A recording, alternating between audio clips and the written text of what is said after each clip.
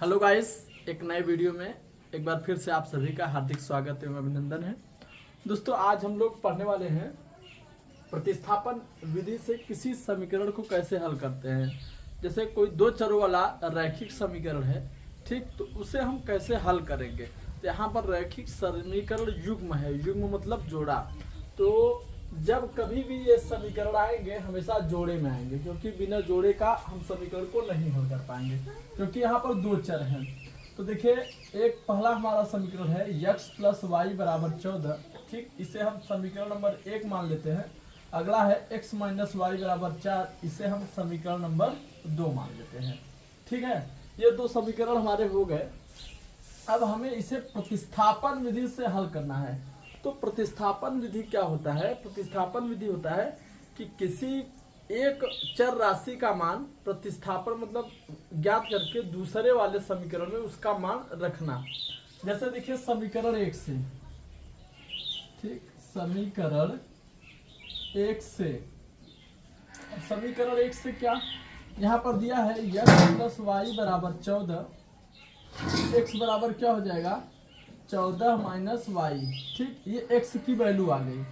ठीक है, ये जो x की वैल्यू आ गई है, इसी x की वैल्यू को हम किस में रखेंगे? समीकरण 2 में। समीकरण 2 में x का मान रखने पर, ठीक। अब देखिए समीकरण 2 क्या है, वो है x - y = 4।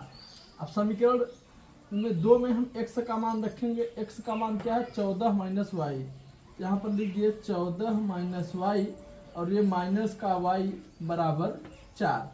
अब ये 14 अपनी जगह, ये माइनस एक y इधर एक y इधर, माइनस माइनस से प्लस हो जाएगा, 2y = 4 हो जाएगा।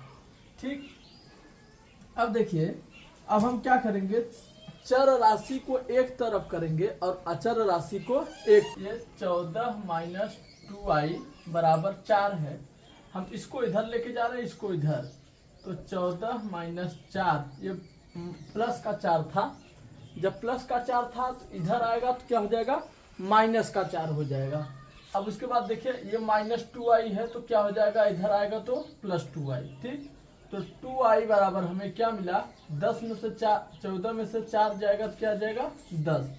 तो y बराबर क्या हो जाएगा 10/2 अर्थात 5। तो y की वैल्यू कितनी आ गई, 5 आ गई। अब देखिए हमें y की वैल्यू आ गई है। जब y का वैल्यू हमने निकाल लिया है, तो अब हमें किसकी वैल्यू ज्ञात करनी है? तो अभी हमें x की वैल्यू ज्ञात करनी है, अर्थात x का मान हमें फाइंड करना है। तो x का मान कहाँ से फाइंड करेंगे?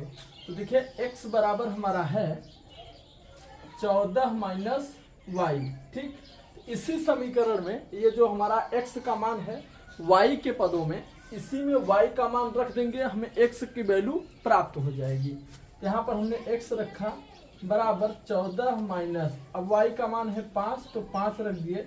तो x बराबर 14 में से 5 जाएगा तो कितना आ जाएगा 9, ठीक, कितना आ जाएगा 9। तो इस तरह से x बराबर हमारा 9 आ गया और y बराबर कितना आ गया 5 आ गया।